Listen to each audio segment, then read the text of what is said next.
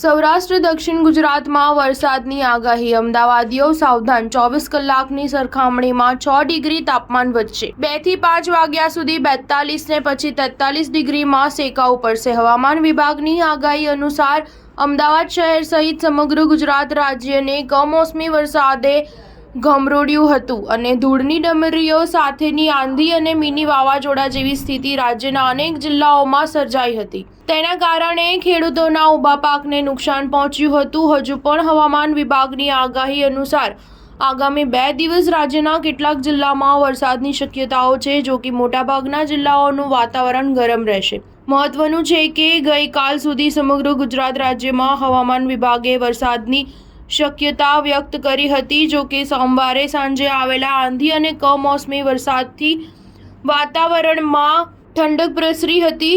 તેથી ગઈકાલે અમદાવાદ શહેરનું મહત્તમ તાપમાન ખૂબ જ ઓછું નોંધાયું હતું। આજે પણ હવામાન વિભાગની આગાહી અનુસાર ગુજરાતના વિવિધ જિલ્લાઓમાં અને તેમાં પણ ખાસ કરીને દક્ષિણ ગુજરાત અને સૌરાષ્ટ્રના કેટલાક જિલ્લાઓમાં વરસાદની શક્યતા છે। સૌરાષ્ટ્રમાં જામનગર, સુરેન્દ્રનગર અને બોટાદ સિવાયના તમામ જિલ્લાઓમાં તથા દક્ષિણ ગુજરાતમાં ડાંગ, નવસારી, વલસાડ, દમણ, દાદરા, નગર હવેલીમાં ગાજવીજ સાથે સામાન્ય વરસાદ વરસી શકે છે। આ સાથે જ હવામાન વિભાગે આજે પણ સૌરાષ્ટ્ર અને દક્ષિણ ગુજરાતના જિલ્લાઓમાં ગાજવીજ અને વરસાદનું એલર્ટ જાહેર કર્યું હતું। સ્ટાર ન્યૂઝ 7 હંમેશા સચ્ચાઈની સાથે।